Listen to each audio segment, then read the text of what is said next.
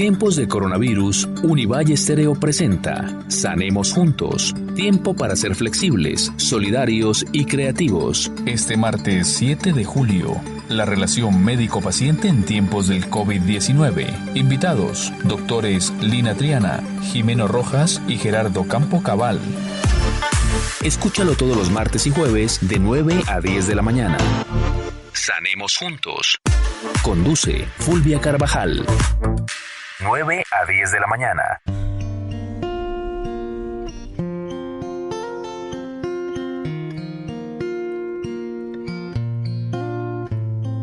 Sé que estás desesperado con la duda del mañana. Llueven las malas noticias, no mejora el panorama. Se arruinaron muchos planes, ilusiones, sueños, viajes, pero hay gente, posición social o raza, puso a prueba todo el mundo, juntos en la misma causa.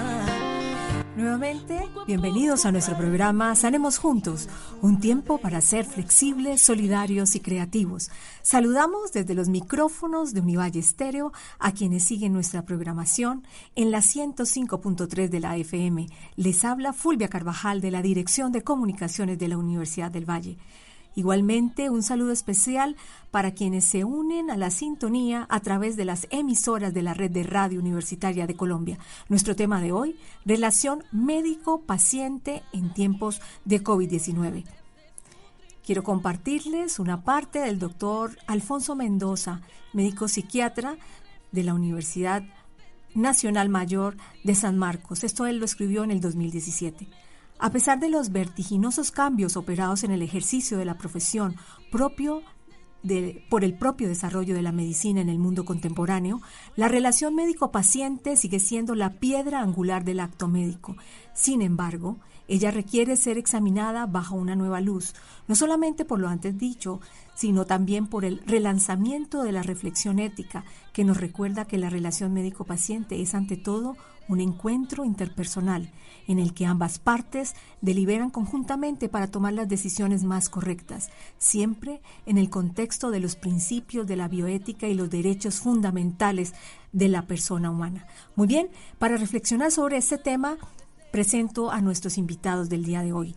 Nos acompaña la doctora Lina Triana, ella es médica especialista en cirugía plástica, egresada de la Universidad del Valle, con más de 15 años de experiencia gremial en los ámbitos nacional e internacional. Además, es la primera mujer presidenta de la Asociación de Sociedades Científicas para el periodo 2020-2022. Bienvenida, doctora Triana. Bueno, buenos días y como siempre, muchas gracias. Un honor estar aquí con ustedes, con los otros participantes de esta mañana de hoy, y gracias por el espacio muy importante para educar a nuestros colombianos sobre algo fundamental, que es la relación médico-paciente. Gracias, doctora Triana. También damos la bienvenida al doctor Jimeno Rojas Orozco, médico cirujano de la Universidad del Valle y cirujano plástico de la Universidad Javeriana de Bogotá. Bienvenido a nuestro programa, doctor Jimeno. Buenos días, Fulvia. Muchas gracias por esta invitación a su programa. Muchas gracias. Igualmente, damos la bienvenida a nuestro asesor académico, el profesor Gerardo Campo Cabal, médico especialista en psiquiatría, profesor de la Facultad de Salud de la Universidad del Valle y actualmente coordinando el Comité en Salud Mental del Grupo Prometeo. Bienvenido, profesor Campo. Gracias, Fulvia. Quiero comenzar por saludarte a ti, a los oyentes y muy especialmente a los doctores Triana y Rojas. Qué gusto que estén con nosotros y vamos a abocarnos a esta conversación sobre un tema, como mencionaba la doctora Lina, crucial para el ejercicio médico. Así es, profesor Campo, y con nuestra community manager, Estefanía Vargas, también estaremos atendiendo a las preguntas formuladas que nuestros oyentes deseen presentar en @univallecol en historias de Instagram y también por el Facebook institucional @Universidad del Valle. Nuestro operador de radio en el programa de hoy, Juan Pablo Gálvez. Bienvenidos todos y esperamos que este tema también sea de interés para todos. Profesor Campo tiene la palabra para nuestro contexto del tema de hoy. Gracias, Fulvia. En efecto, llevamos más de 3 meses abocados a tratar el tema de la enfermedad COVID-19 y cómo esta ha generado que se colapsen los sistemas de salud y económicos de todo el globo terráqueo.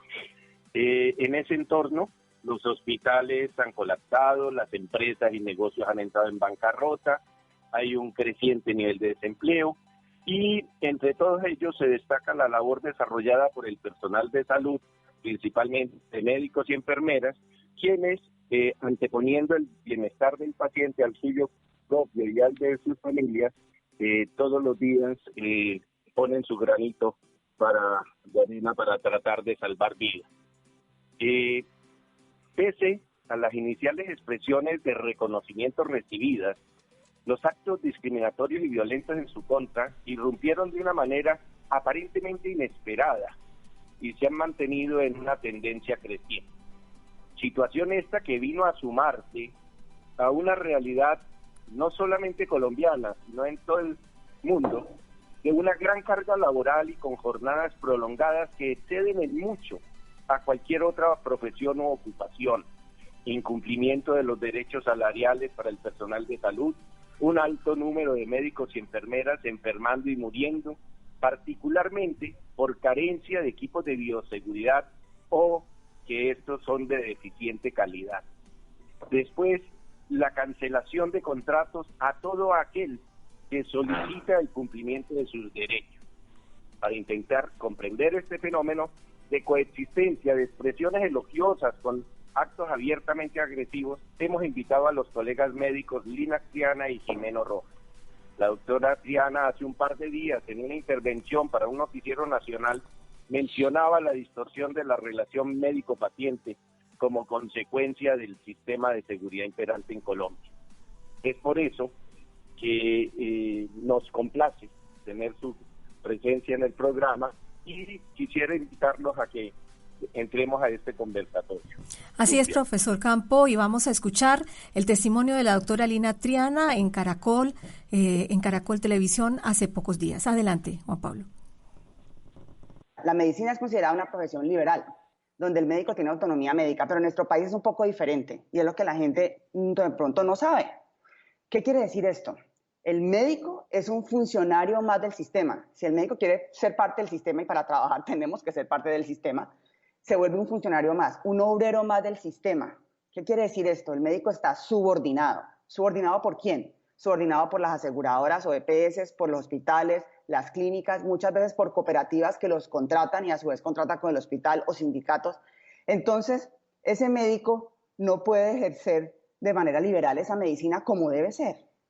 ¿Cómo más explico? Porque a veces a la gente no le queda claro. Hablemos de auditorías médicas. Esa palabra se ha vuelto muy común hoy en día en medicina. ¿Y qué es un auditor médico? Un auditor médico es una persona que está todo el tiempo revisando qué hace ese médico o ese profesional de la salud. Que, por ejemplo, si ese profesional de la salud está contratado por 8 horas, entonces le van a decir, bueno, usted señor, en 8 horas tiene que ver tantos pacientes. Y si usted no me ve esos pacientes, pues usted no me sirve, a ver el siguiente, ¿sí? Entonces me están coartando esa relación médico-paciente, que es la base de la medicina. Porque yo tengo que demorarme muchas veces 10, 20 minutos con un paciente y que ese paciente necesite de mí 40 minutos. Pues yo no me puedo dar ese lujo, porque entonces pierdo mi trabajo. Así de simple, así funcionamos. Igualmente también cuando vamos a recetar algo, un procedimiento que le queremos hacer, que consideramos que es bueno para el paciente, unos exámenes. El auditor médico también nos está diciendo, ojo, me ha pedido demasiadas escanografías. No puede, señor médico, usted no puede. O mandamos un procedimiento y de pronto nos dice, no, ese no, este otro. Y ahí empieza la duda del colombiano, del ciudadano. ¿Cómo así? ¿Será que sí me está mandando a lo mejor este señor? Porque es que le están poniendo en duda lo que él me mandó. ¿Y cómo es posible que yo entro a consulta con él y no me puede ni siquiera mirar los ojos porque tiene que estar tecleando en un computador todo lo que tiene que llenar de ese hospital?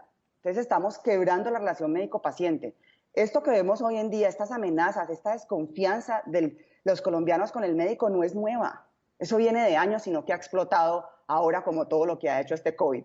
El COVID nos ha destapado muchas cosas y entre ellas es esta mala relación entre el médico y el paciente. El paciente no confía en el médico y ¿saben qué es lo más triste? El médico tampoco confía en su paciente, porque siempre está, ¿será que él sí me entendió? Sí. ¿Será que él porque llegan y muchas veces como Google está allí, saben más que el médico y empiezan en vez de tratar de trabajar juntos por mejorar la enfermedad del paciente, empiezan a contrapuntear. Esto no es, doctor, esto sí es. Y entonces así es que estamos. Ayúdenos ustedes a que podamos volver a tener una medicina basada en la atención primaria, basada en la relación. Muy bien, doctora Triana, usted ha puesto como los elementos más importantes de la discusión del tema de hoy, que es esta relación médico-paciente. ¿Cuáles cree usted que son los aspectos más importantes que han afectado, para ya ahondar un poco más, ahora que tenemos mucho más tiempo, han afectado esta relación entre el médico y el paciente? Doctora Triana. Bueno, aquí hay varias cosas importantes, porque muchas veces como seres humanos nosotros pues lo más fácil es criticar. Entonces nosotros vemos por ahí que siempre hablamos, sobre todo muchos de nosotros los médicos, hablamos que la ley 100 nos fregó, que fue lo peor que nos ha podido pasar, ¿cierto?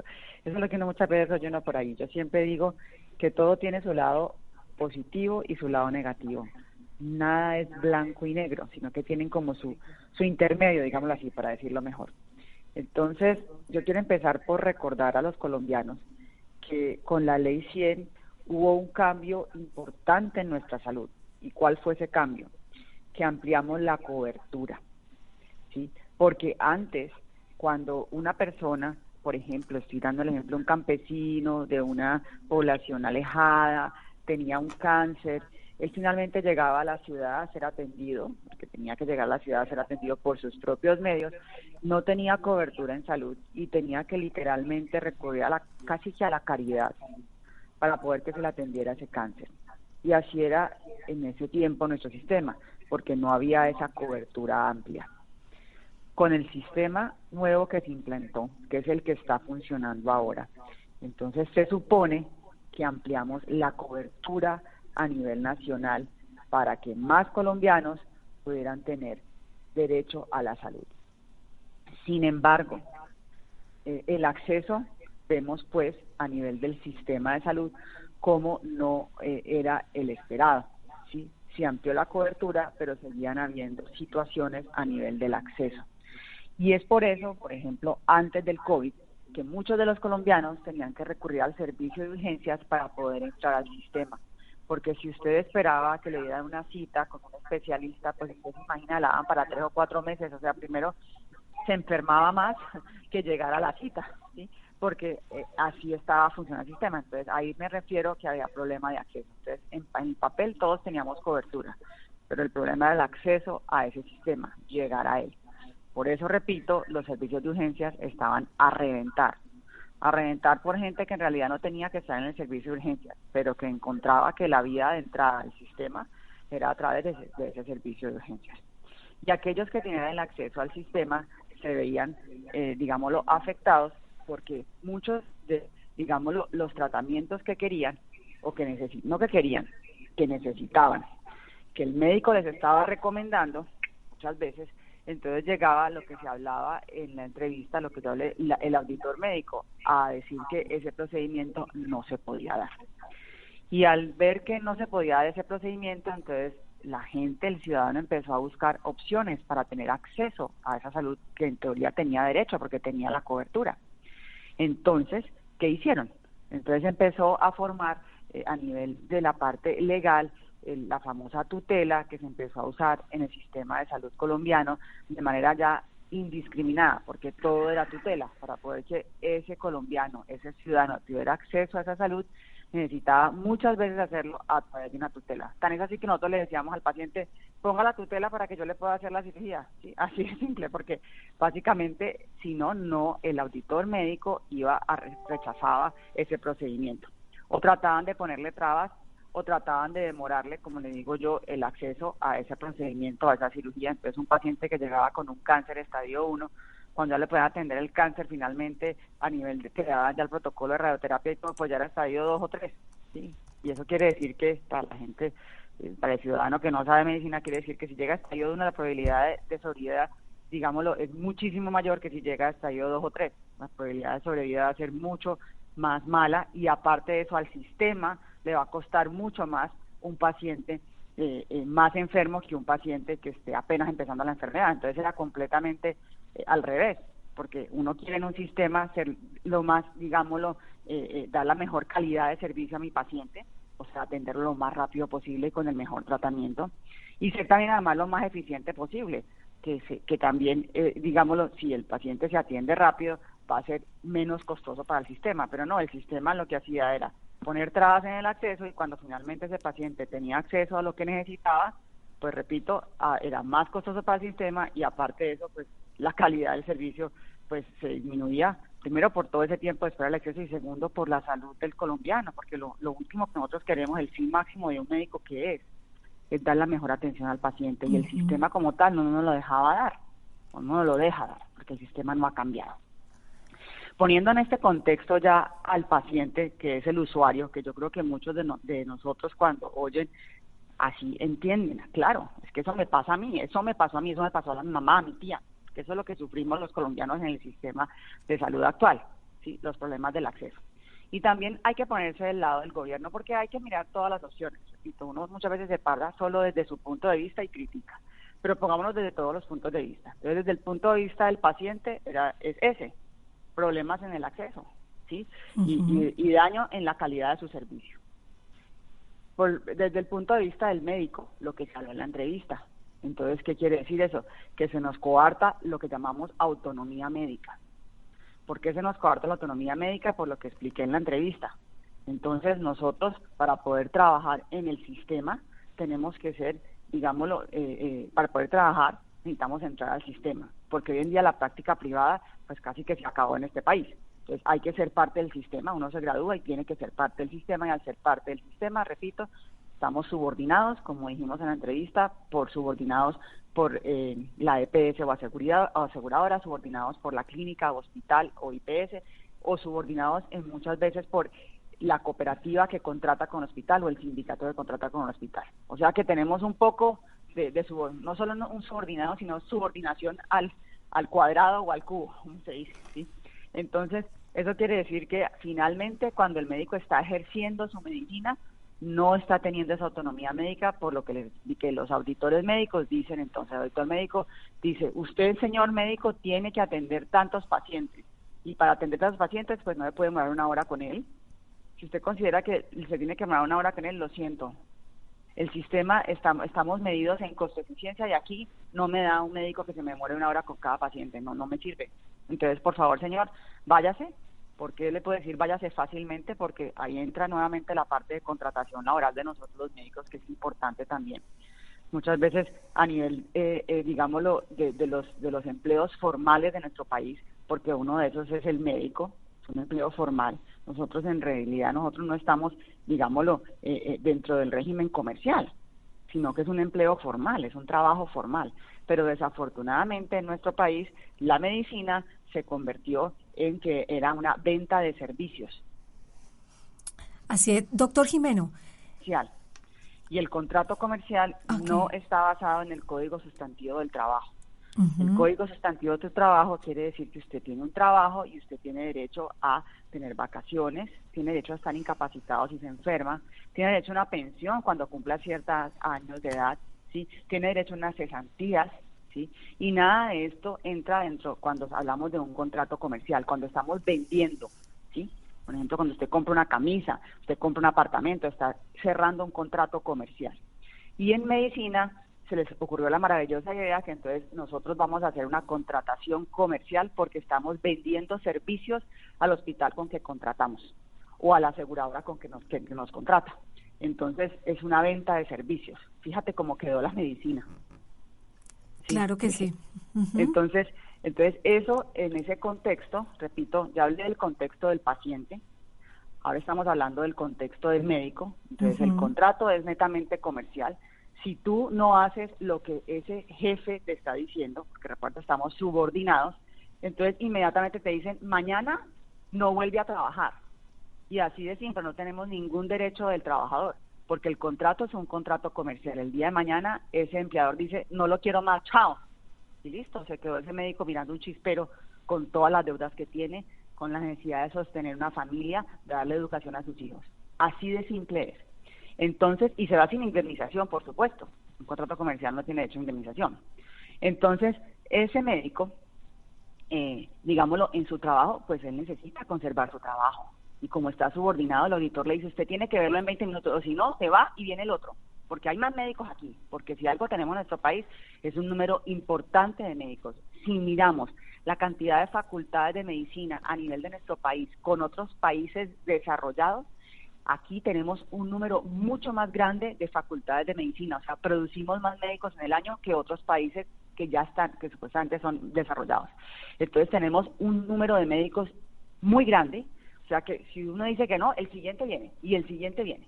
Entonces, obviamente queremos conservar nuestro trabajo, el auditor nos dice, solo puede verlo en 10 minutos, y punto, señor. Y aparte de eso tiene que llenarme todo este poco de formularios, porque es que también el gobierno me lo exige al hospital. Entonces, todo esto me hace el favor y me lo llena, porque parte es el protocolo hospital, parte de la aseguradora para que me pague el hospital a mí, y si eso no pasa, entonces la aseguradora glosa al hospital y no le paga al hospital lo que hizo el médico, y por ende no me pagan a mi médico. O si no, el ADRES, que es el Banco de la Salud del gobierno. Entonces, si también ve que el auditor no funciona bien, entonces el ADRES, que es el Banco del Gobierno, puede glosar lo que ese médico hizo y no le paga a la EPS. Y a su vez la EPS puede glosar a la IPS y no le paga a la IPS. Y adivine quién es el último de esa cadena, el médico. Entonces, pero no le pagan. Imagínese, tiene que pasar por todos esos auditores, todos esos peajes, a ver si se hizo bien el trabajo que él hizo, para ver si lo pagan o no. ¿Sí? A eso estamos nosotros supeditados. Y aparte de eso, entonces también sucede lo de las tutelas, que va en parte y parte, va deleterio para nosotros y deleterio para el paciente. Deleterio para el paciente porque tiene que poner la tutela para que le hagan el procedimiento, y deleterio para nosotros porque, repito, el auditor nos puede decir, ojo, ese medicamento no lo puede mandar, tiene que mandar este otro, ojo, ese procedimiento, ojo, que yo no quiero que me mande más de tantos de estos exámenes especializados que son tan caros, no me puede mandar tantos al mes, doctor, porque no me sirve.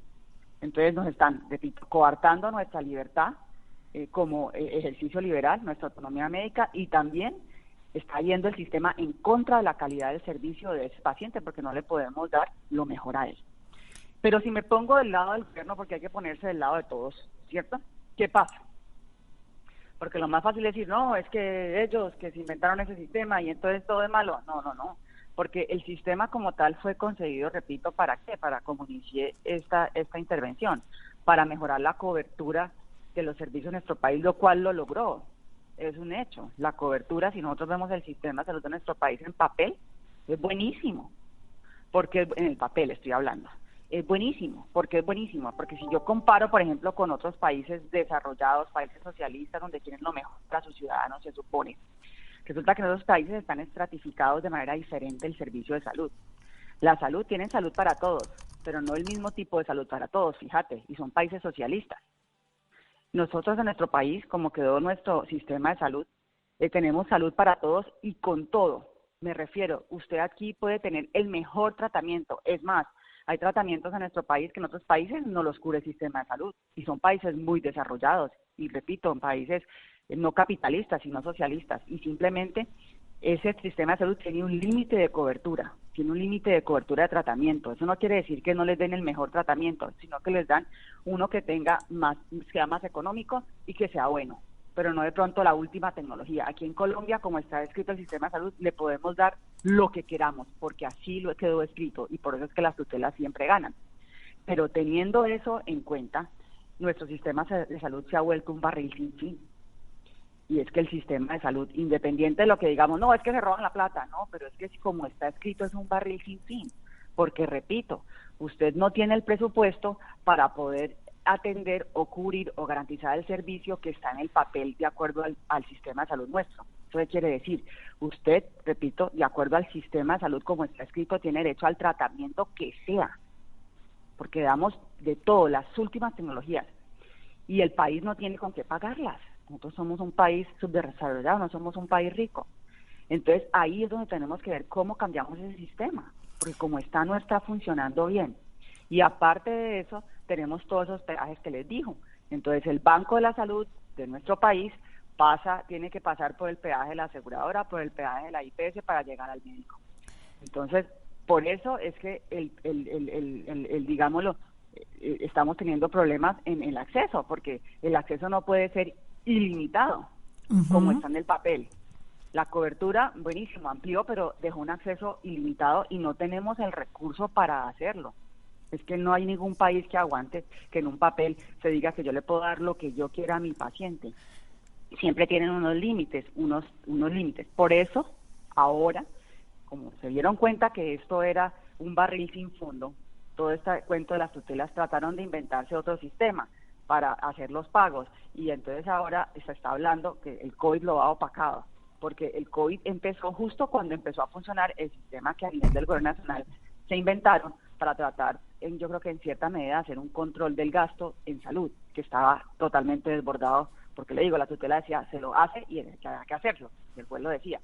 Entonces, este sistema se llama, lo que se llamaba techos, que ahora se llama presupuestos máximos. Y esto ha estado un poco callado por el COVID, pero a mí me preocupa como médica, de verdad, un presupuesto máximo, porque el gobierno nacional definió estos presupuestos máximos para tratar de, repito, controlar ese gasto, pero lo que hace un presupuesto máximo, ¿qué es?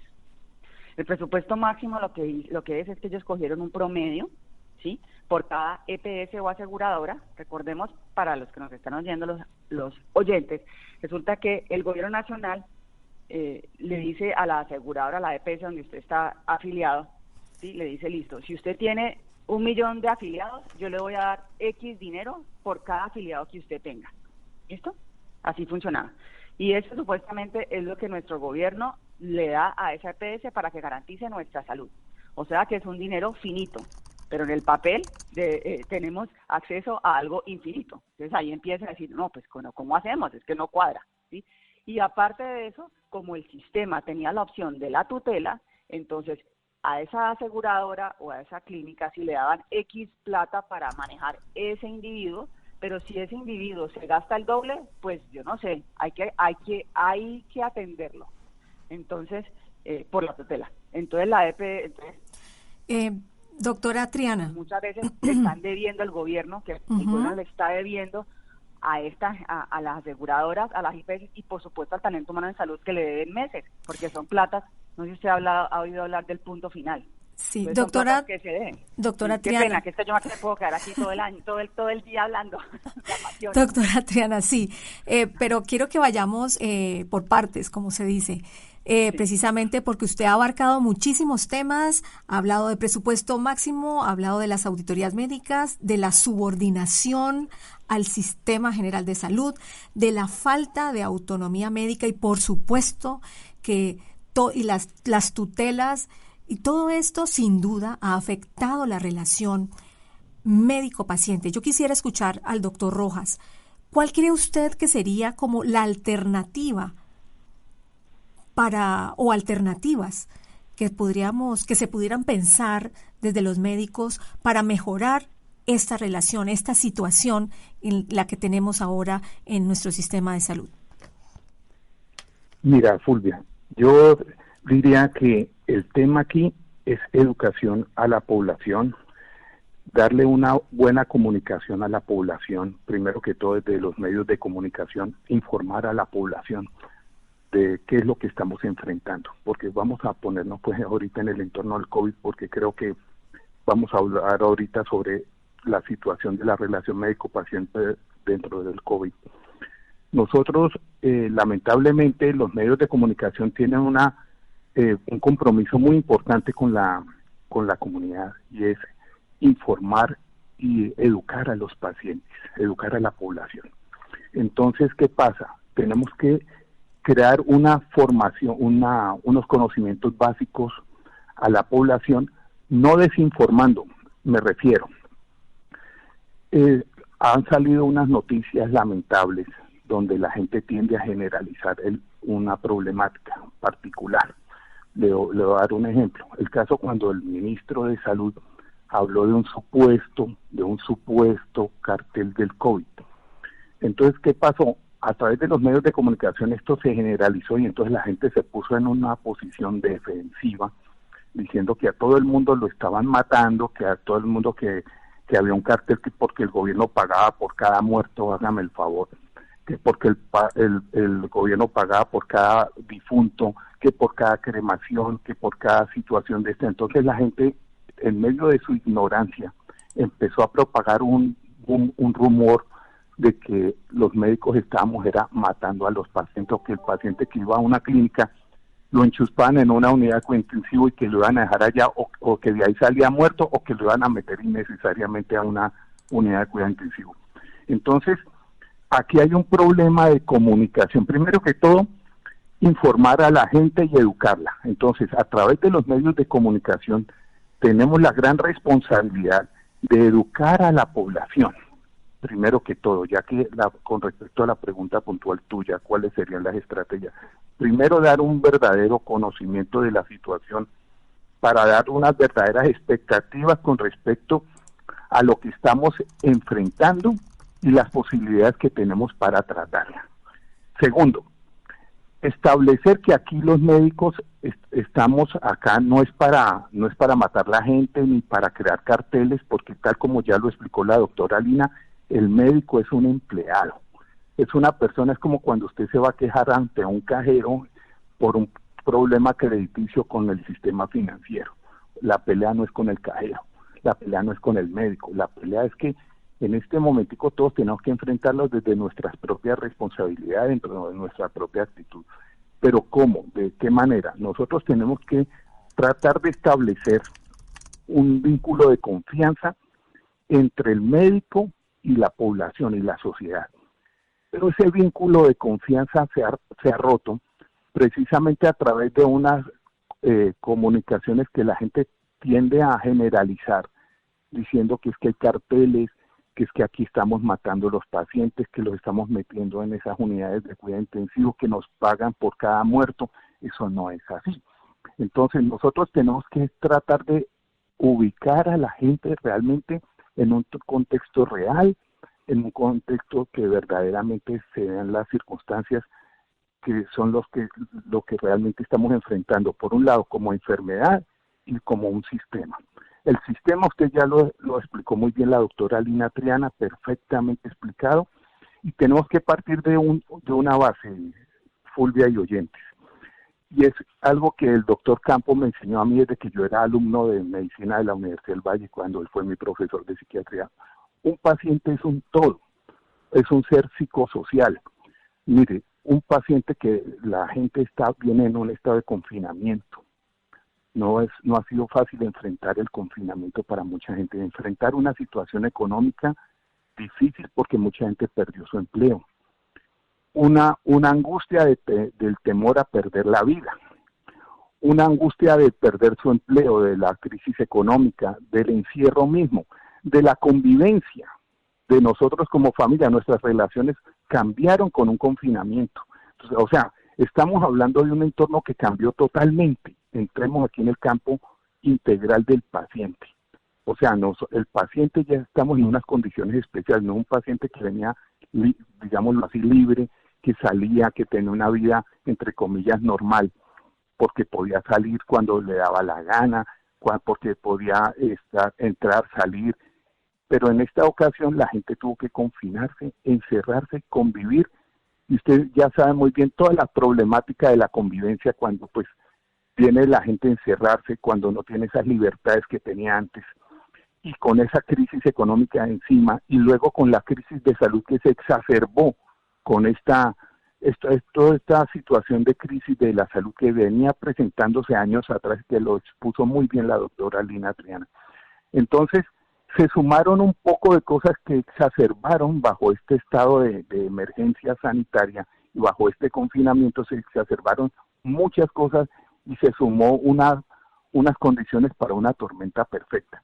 Adicionalmente vienen unas noticias diciendo que hay un cartel del COVID por unas situaciones puntuales que no podían generalizarse, pero que lamentablemente a través de los medios de comunicación la gente empezó a crear un estado de desconfianza, y ese vínculo de confianza y de seguridad que tenía la población hacia el médico se rompió por todas estas condiciones. O sea, fue una suma de situaciones.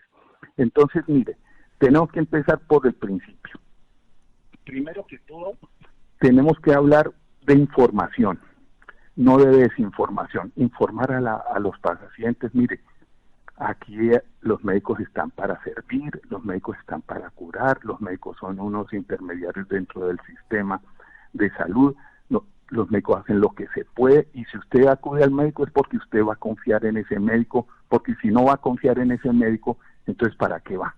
Pero, entonces, perdón, doctor Jimeno, pero usted habla de una tormenta perfecta y ya la doctora Triana ha descrito ampliamente cuáles son los elementos que forman parte de esta tormenta perfecta y quiero preguntarle al profesor Campo, haciendo como un recuento de lo que ustedes han dicho hasta este momento, reitero, la doctora Triana ha hablado de un presupuesto máximo que tienen las IPS, las EPS, las auditorías médicas que sin duda limitan el accionar de los médicos, su autonomía, su propio criterio como médicos, la subordinación a un sistema que tiene sus pros y sus contras para no satanizar.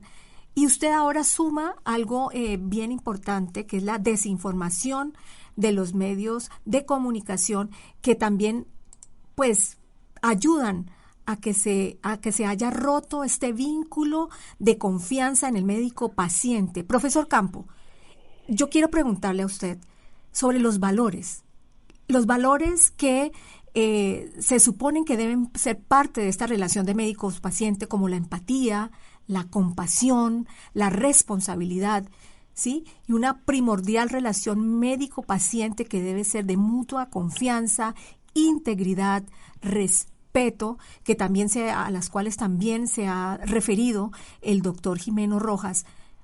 ¿Qué está pasando desde su pensamiento que puede aportar usted a los oyentes? ¿Qué pasó con el profesor Campo? Varias horas para abordar en profundidad este tema. Quiero comenzar por el comentario que hacía el doctor Jimeno Rojas, recordando las clases recibidas ya hace varias décadas, en la que nos aproximábamos al deber ser de la relación médico-paciente.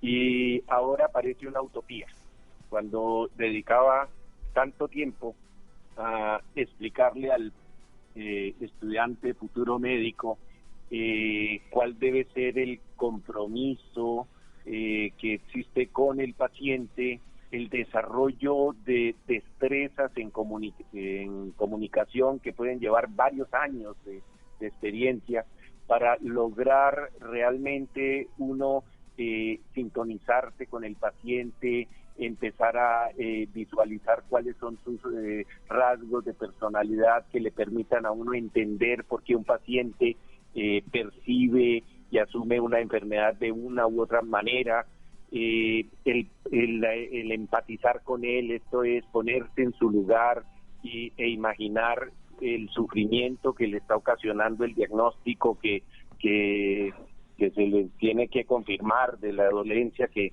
lo afecta, a una realidad con todos los beneficios que anotaba la doctora Triana, que los tiene, en la ampliación de cobertura, se supone que estamos prácticamente cerca al 100%, en la realidad es un sistema que ha puesto barreras a los pacientes para acceder a la consulta, pero creo que ha generado lo nuclear de la reunión de hoy, del conversatorio, y es el desautorizar y quitarle al médico la autonomía de ejercer la medicina como debe ser hecha y al contrario supeditarse a las decisiones de un sistema que mercantilizó la relación con los pacientes, donde la salud deja de ser un derecho fundamental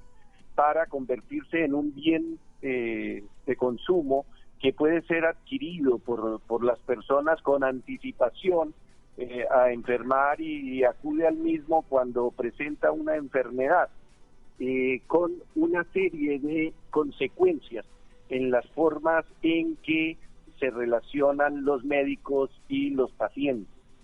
En el pasado, Jimeno y Lina recordarán que veíamos dos alternativas: aquel paciente, que era la gran mayoría, que buscaba al médico con una expectativa de recibir beneficio, con confianza de que este profesional procuraría hacer por él lo mejor posible, y había otra alternativa que eran muy pocos pacientes que llegaban forzados legalmente. Por alguna razón se pedía una evaluación, un peritaje, lo que fuera, pero la gran minoría de pacientes llegaban al encuentro con su médico de manera obligatoria.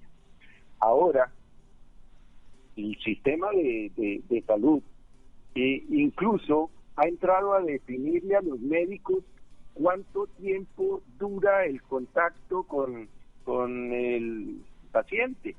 Determina, por ejemplo, en psiquiatría esto es una burla. Hay pacientes donde el diagnóstico psicodinámico de lo que le ocurre toma muchas sesiones. Pues no, por ley se decidió que todo paciente al salir de un contacto con el médico debe tener una impresión diagnóstica.